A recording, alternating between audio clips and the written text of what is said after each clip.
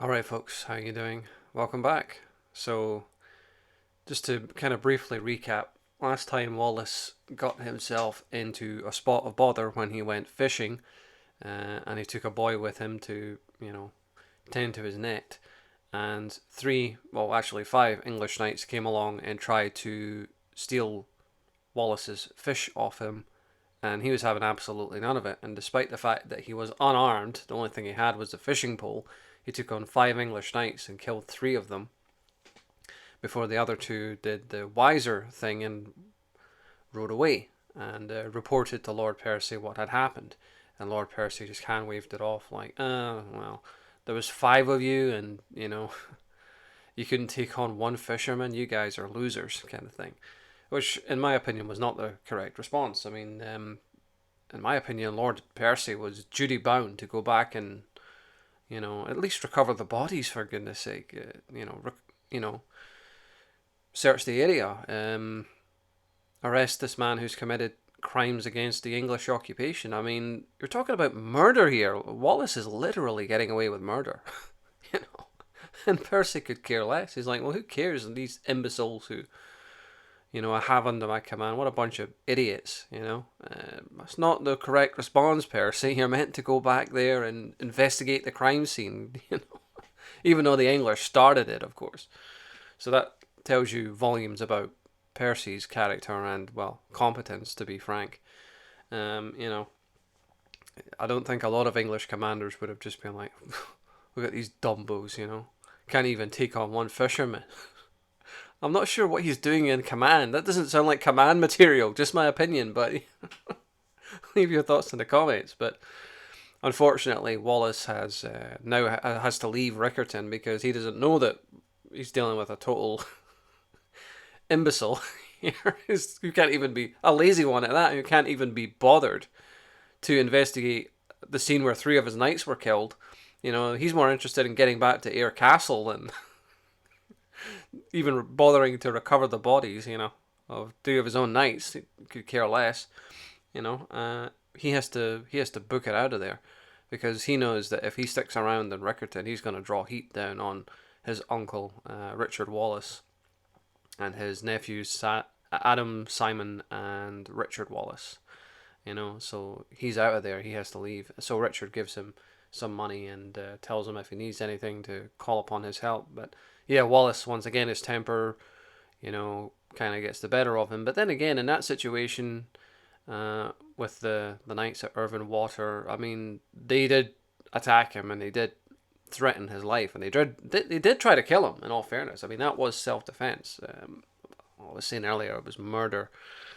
Well, Wallace didn't have to kill them, but then again, I suppose in a way he did kind of have to because he was unarmed, and they're coming at him with weapons, So I don't know. Maybe you could knock it down to manslaughter. I'm not a legal expert by any means, but it was self-defense in the end of the day. But still, on the other hand, Wallace could have avoided all trouble just by handing over the fish. So I don't know. It's kind of muddy to my mind. Is it manslaughter or is it murder? Either way, Wallace has to leave. There's no question about that. So what happens next? Well, let's get into it. Wallace rode 10 miles south to the estate of Auchencruive, the home of his relative Duncan Wallace of Auchencruive. It was Auchencruive's opinion that the English, meanwhile, knew little of the identity of the man who had slain the soldiers at Irvine Water. Well, that's because they never went back and looked. I mean, how expendable is your manpower in the English army if they don't even bother to investigate if you get killed or not? I mean, what is this, the Galactic Empire? Are the English stormtroopers? I don't know. It's quite bizarre to me. I mean, anyway, they just waved it off, but okay. William prudently decided to depart to the nearby Laglane Wood to remain there for a while in solitude. Auchencruive secretly provided him with food and sustenance as his needs arose. As time passed, Wallace became irked with his situation in the woods and felt the need of some diversion. He longed to pay a visit to the nearby town of Ayr, and so on a particular day he prepared to go there. A boy who lived on his cousin's estate went along with him to tend his horse. When they came within sight of the town, he left his young companion to tend the horse and to remain vigilant beside the edge of the forest, while Wallace continued toward Ayr on foot. Lord Percy held the castle at Ayr, having under his command a large body of English soldiers. It was a market day. Having done the guided tours at Edinburgh, I would say a market day would probably be a Sunday. Though I can't say that with complete confidence. It would probably most certainly be at the weekend anyway. Because during the week everyone would be working and market days happen like Saturdays, Sundays. I would say probably a Sunday. But I can't say that with 100% confidence. I can only guesstimate that that would have been a Sunday. The soldiers swaggered arrogantly throughout the town, creating a disquiet and uneasiness in the local populace. Wallace walked through the town fearlessly, his youthful rage dispelling any dread. A large Englishman, a great favourite with his fellow men, performed feats of strength in the marketplace. He used a bustious pole with its hooks provided on either end for attaching loads to display his strength. He made proud boasts of his physical prowess and taunted the Scots as weaklings, claiming he could lift a heavier weight than any hopeless effort made by any two Scots combined. Furthermore, he made sport, much to the amusement of the other Englishmen, bragging that he could withstand a blow from any Scot using the same pole to deliver it. He offered this opportunity for a payment of a groat. When Wallace heard the oath, he was glad he had chosen to visit Ayr that day.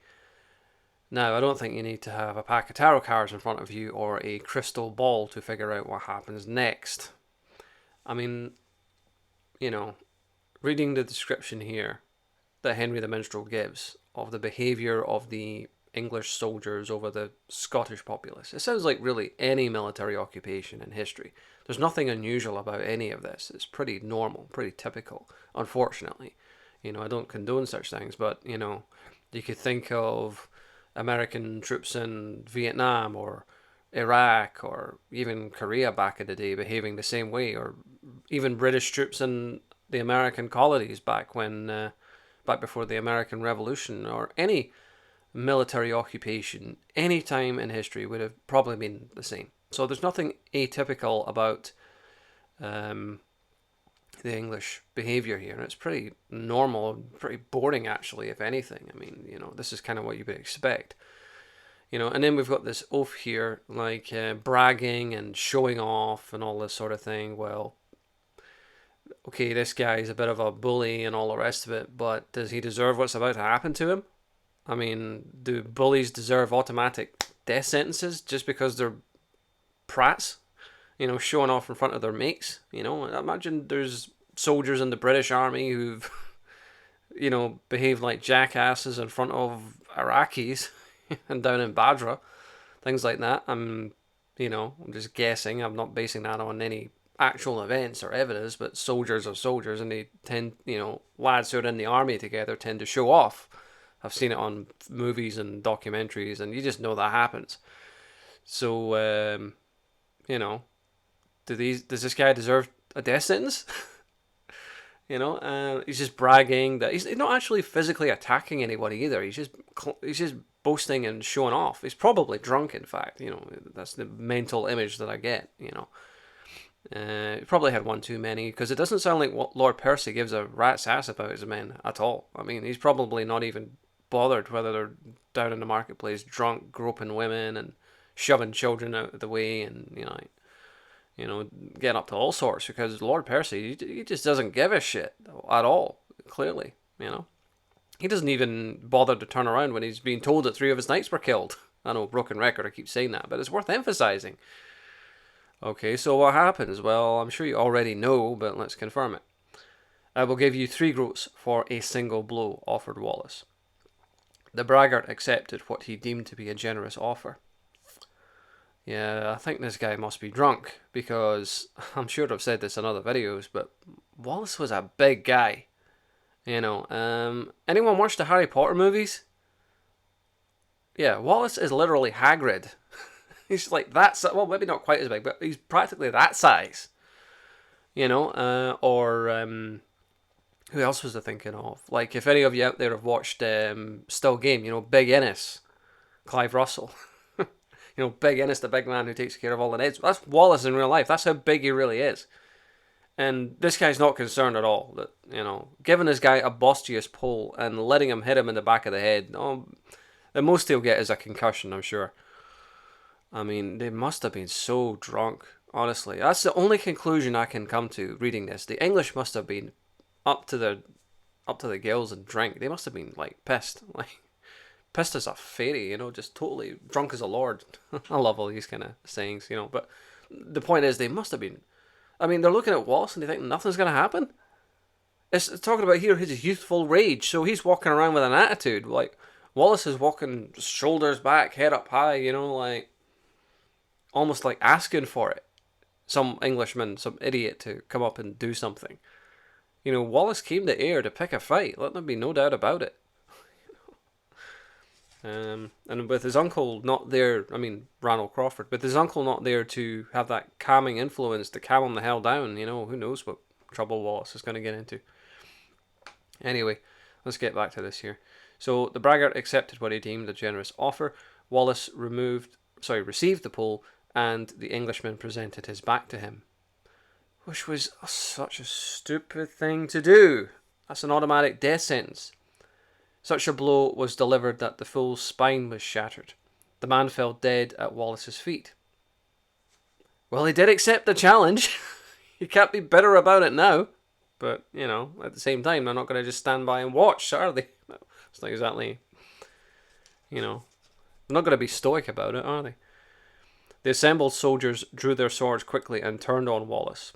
Not that I completely blame them either, because he has just killed one of their own in front of them.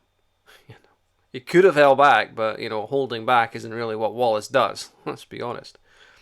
He laid out the first assailant, using the pole to deliver a blow to the man's head. The wood made contact with such force that the man's brains spurted from his skull. He rained down another blow on the steel bassinet helmet of the soldier who confronted him next. The pole splintered as the man fell dead, his neck broken. Okay, 2 attackers, 2 broken necks. We're getting kind of an image here. I just, did you think I was exaggerating when I said that Wallace was the size of, Big Innes or Hagrid? He can break people's necks and shatter their spines with one blow. One blow. Do you think someone the size of me, I'm 5'11", do you think someone the size of me could achieve that?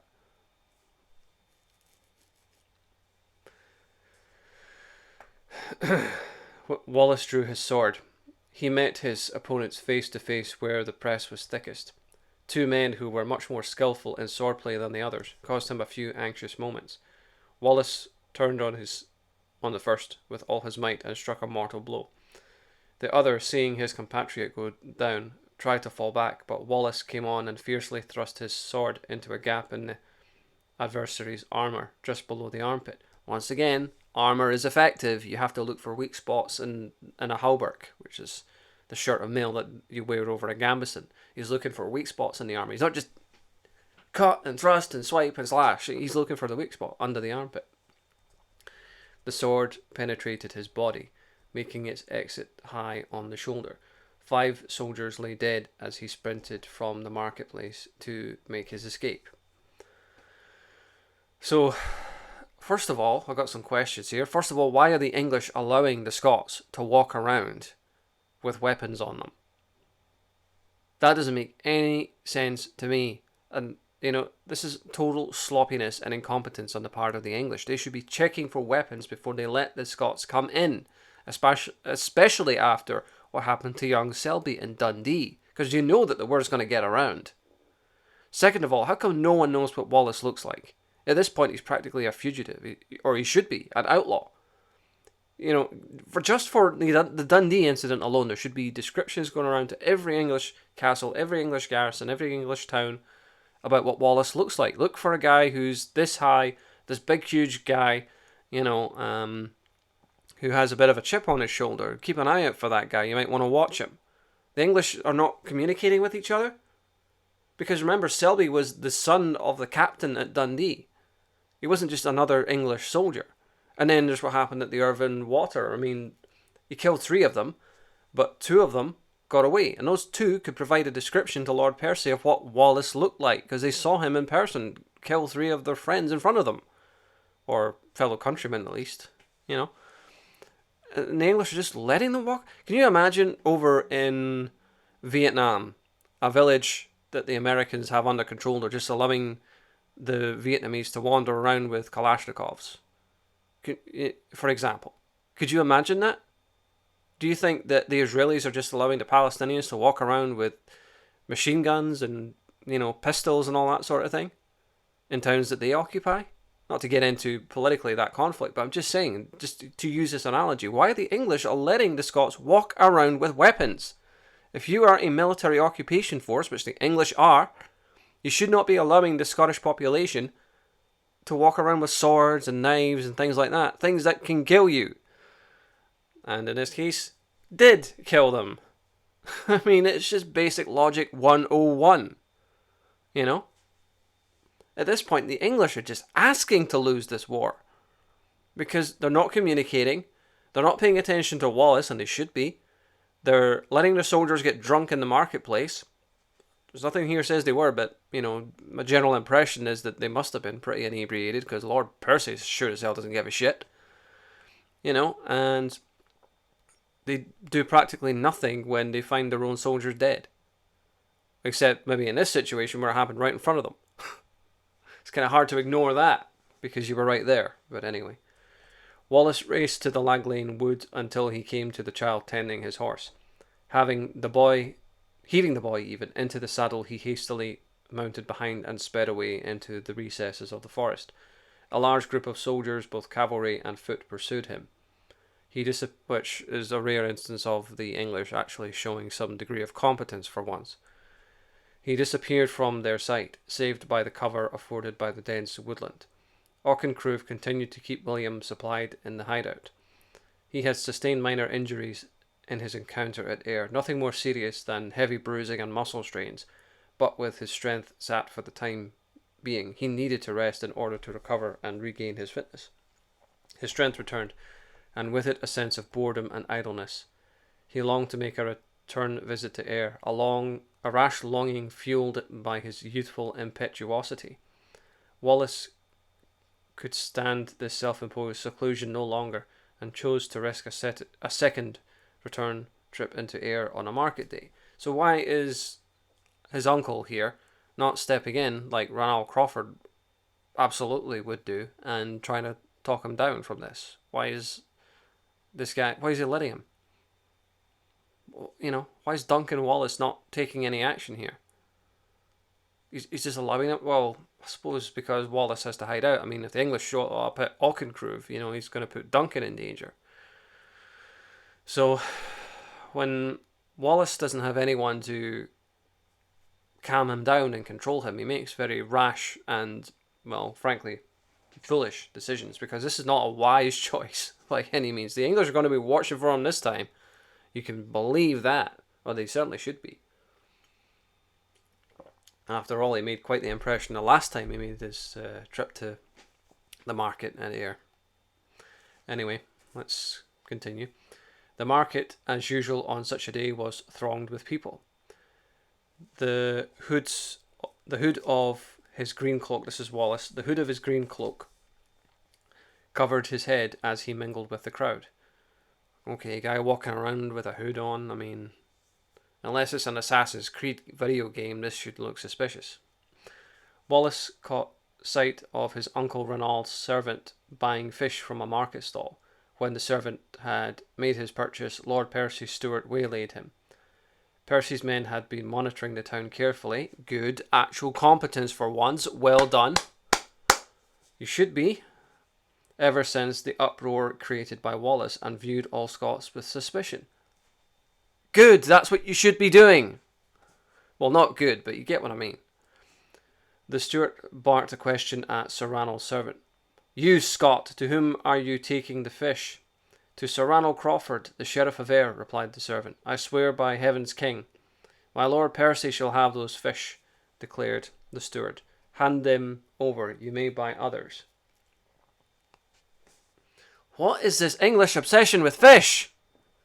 They have no fishermen in the occupation force, they have to steal fish from the locals. They don't know how to go fishing themselves, or it's beneath them or something. They seem to be obsessed. I mean, has Lord Percy got this thing for fish? Is he obsessed? Does he have like special dietary requirements that he can only eat fish? I think that's something to do with Christianity. In fact, like on like certain days and certain like festivals and all this throughout the year, like you have to abstain from beef and things like that. So that might have something to do with it. But at the same time, you know, you want fish, go buy them yourself. Why the hell do you have to rob the Scots at every opportunity? And not only Wallace, but right in front of Wallace. Oh, this is going to end well. Wallace approached the steward. Again, you don't need to have a crystal ball to see how this is going to turn out. Good friend, I pray thee, let the sheriff's servant go about his business. Okay, good, Wallace. Stay calm. Calm down. Everything's all right. The steward, a hot-blooded man, resented taking advice from others, especially from those he held in contempt, the downtrodden Scots. Get thee hence, Scot, on your way quickly. By your bold manner you presume to give commands to your betters. Saying this, the steward raised a hunting staff and struck Wallace. Oh boy. You've done it now, son. I mean, like I've said before, you put your hands on Wallace, it's a death sentence. He uttered not a sound, but with lightning speed caught the steward by the throat, drew his dagger, and pierced the rogue's heart. The steward fell dead at Wallace's feet. Echoes of Selby all over again. You know, put your hands on Wallace, run at Wallace with a sword. You know, it is. I have to say though, in all fairness, I mean, the English are trying to attack him first. You know, but you could just restrain them. Restraint is not really a word that comes to mind when I think of Wallace. Rather quite the opposite. Wallace's action had immediately alerted a group of English soldiers, some of the 80 in number who were on duty in the town that day. A sudden silence descended, broken only by the slithering sound of Wallace boldly unsheathing his sword. I don't fancy your chances, Wallace. You're outnumbered 80-1. They now saw that beneath his cloak the tall young man was well armoured. Yeah, he was wearing mail. Wasting no time, Wallace acted. He grasped the nearest soldier and impaled him on the point of his blade. He cast the man aside, while in that same instant, crouching, he made a broad sweep with his claymore across the legs of a second soldier, below the man's knees, parting the lower limbs from his body. A third he decapitated. The soldiers, though many in number, became agitated as Wallace fought like an angry lion. 2 sentries left their post at the town gate and rushed forward bearing their spears. Wallace was now encircled. He surged forward, swinging furiously, broke through the cordon and leapt upon a seaside wall. Spears were thrust in his direction. He nimbly evaded their points with crashing blows, smashed the wooden shafts. Atop the wall, soldiers came running from either side. Wallace launched himself from the wall, landing again in the heart of the enemy. He believed this time there could be no other outcome but his death. Therefore he proposed to go down fighting, renewing his efforts with increased fury. His sword blade shattered, breaking apart at the hilt. He was greatly outnumbered as he desperately drew his dagger. One soldier grappled with him until Wallace dispatched him with the knife. He then inflicted grievous wounds on 2 more would-be wrestlers. The others rushed forward, and bore him down with spears. As Wallace awaited the death blow, the commanding officer yelled, "Halt!" So, remember what we were saying? Take a drink every time you read about something and you wish it was in Braveheart. Like, how come we didn't get that? That would have been so awesome to see in the movie. I mean, what we get was pretty good, but this is even better. I mean, like, Wallace is just like, fuck it, I'm going to die anyway. I'm going to go down fighting. You know, there's no way out. So, I'm going to take as many of the fuckers down with me. You know, that's Wallace. I mean, say what you want about the man, but he had no fear. It's just like, the hell with this. I'm not afraid to, I'm not afraid to die. I'm not afraid of death. If I'm going to go down, I'm going to take as many of you bastards with me as I possibly can. You know, and it sounds like he had had a hell of a fight on his hands. You know, fighting like an angry lion. I mean, just that mental imagery alone is pretty incredible, you know, and it does sound like the minstrel's not even exaggerating. His captors had other plans for him. They wished to kill him by starving him to death, which honestly was not uncommon in those times. So, yeah. Wallace was manhandled through the streets and into the castle, where he was flung headlong into a dungeon. To my mind, they were no better than heathens. If they had played the part of Christian men, they would have granted him the mercy of a speedy execution, but he was made to endure a cruel and vengeful act. He bore his sufferings resolutely. His jailers tormented him daily, taking a perverse delight in offering him foul meat and drink. As Wallace endured their cruelty, Scots on the outside lamented his capture. They offered gold for his release, but that was a vain gesture. His captors intended that Wallace would only leave that hell on earth a dead man. William Wallace, ravaged with hunger, made ardent supplications to God, praying for release from this dire situation. Near death, he begged God's mercy, asking that he be taken from his earthly life to face his Maker. And there's a footnote here. The minstrel's presence as narrator is manifest on several occasions throughout the work. Obviously, the minstrel was not present to attest to Wallace's prayer, and is therefore using artistic license to convey a prayer similar in style, perhaps to one of the many prayers Wallace said while in the presence of others. So, yeah, this looks like it's it for Wallace. Like the minstrel points out, they should have just killed him to give him a speedy execution, just take him out and hang him. But once again, the English, they fuck it up because they turn him into a legend.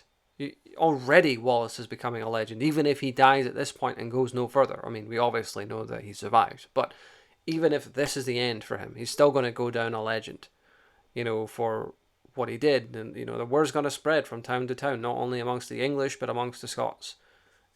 People are starting to know this name, Wallace. They're starting to recognize this man, Wallace, as being the one behind this event, and he did this, and he did that, and of course the rumors are, you see the same in, you can't even talk today, sorry, you see the scene even in Braveheart where Wallace is running up the mountain and, cut him down like Moses through the Red Sea, and I heard he killed 50 men if it was 100 or whatever.